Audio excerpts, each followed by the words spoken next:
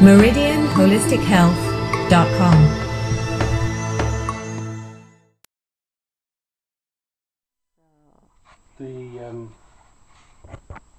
The reason the decision was made by my father to survive it, or to survive whatever he was going to, or presently or going to be experiencing, was the fact that he made the choice to survive.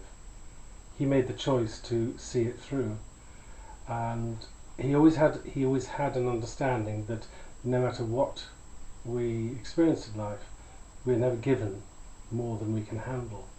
And so he put his mindset into survival mode, which in the context of the camp was of being able to make positive every situation that was happening. So with your grandfather, of course, there was the music.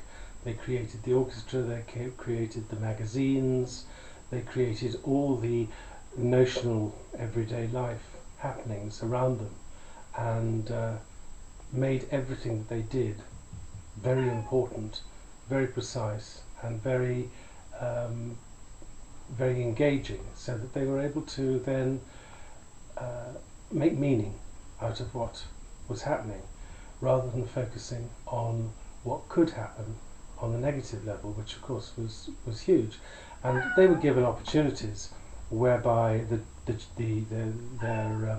their captors were very cruel, and could be very cruel. Now you could see that as cruelty, or you could make it as part of a pantomime. And it may sound a little macabre, making someone being beheaded a pantomime, but if you saw it as a beheading, it would take you down. So you see it as part of the ebb and flow of daily life, and they would make theatre of everything that they did, but positive theatre.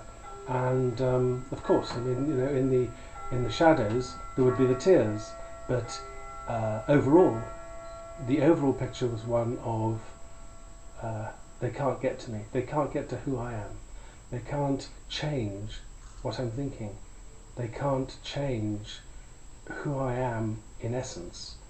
And so one was always free. We were in a situation, I say we, I mean my father was his thought pattern was, we are in a situation where we carry within us our ultimate freedom, and this is the time to put that into practice, because if I don't, then I've lost. And they did this wonderfully, and certainly those of my father's compatriots that I met after that, many years later, showed the sort of resilience of human spirit, and the transcendence of the baser levels of human experience to something that was glorious and offered hope to future generations, and also showed the way through example, which was one of the great gifts of my father.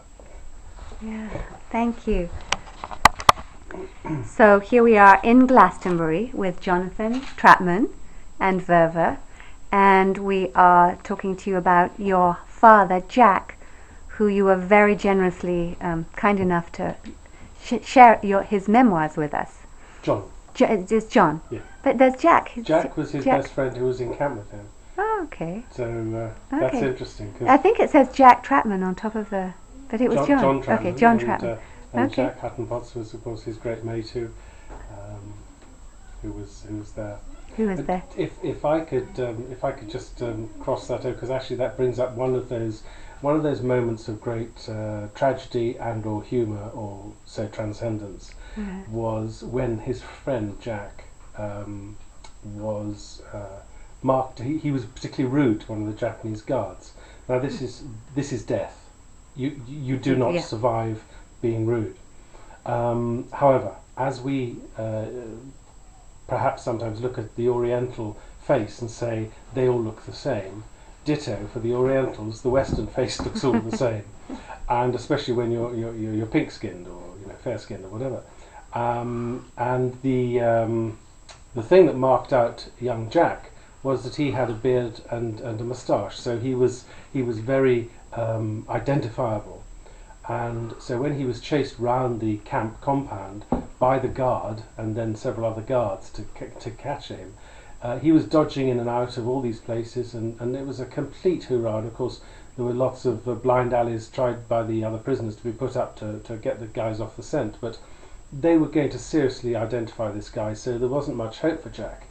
However, one bright spark, who happened to be a Savile Row barber, said to him, "Jack, quick, come in here." Got his razor out, took completely off his moustache and his beard, and they all were then drawn up into this parade ground and to the identity parade, and they couldn't find him because he'd lost his beard, and so he survived, thankfully. But it was one of those situations that you'd come across, and you could either make it great theatre or make it into something that could be tragic. But that's just, you mentioning Jack was reminded me of that small story. I remember that story. That was a great story. Yeah.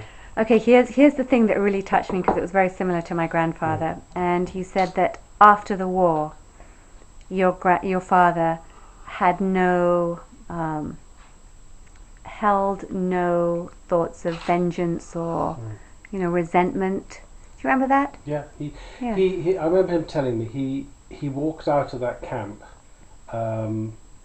saying, I forgive my captors because it's not them that, yes, okay, they've been party to this, but it's the culture that has allowed itself to go down this path, and both cultures in their own way have trodden the same path, and I hold nothing against these people. They are my brothers, they are my sisters, and they were before, and why should that have changed? We all make mistakes, we all go through challenges, and so I walk home and I go home with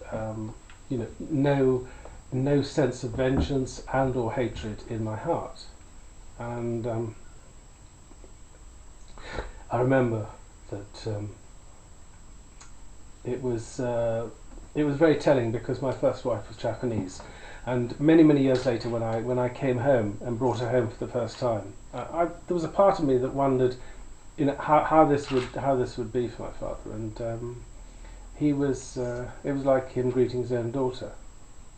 And of course, my wife, who I brought home, was of course in her own way similarly trepidatious at this, and was extremely enlightened when she was approached and greeted by my father, who she knew had suffered under the hands of her her nation, and that was a compelling experience and a changing experience for her, because it enlightened her to become even more loving of the European culture, which was one reason why she was over here. So it's very healing. He didn't suffer from physically. I mean, if we're talking about how our emotions create our own physical disabilities and or diseases, vengeance and hatred are one of the two most virulent partners towards our destruction, and are certainly our early destruction. And he never suffered from any real ill health, but I believe that that's because his mind was constantly searching for healing, for growth, for enlarging the view of how we are with our extended family, which is of course humanity. And he was an excellent example of that. And a great gift was given to me, which I enjoy using more and more.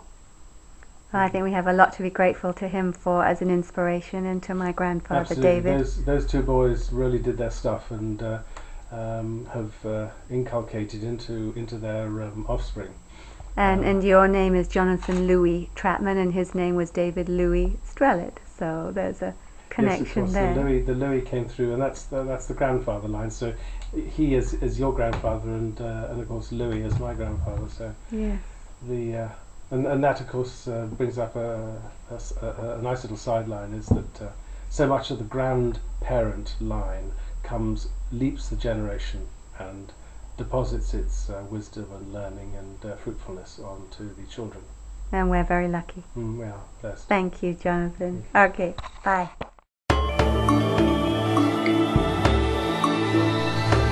MeridianHolisticHealth.com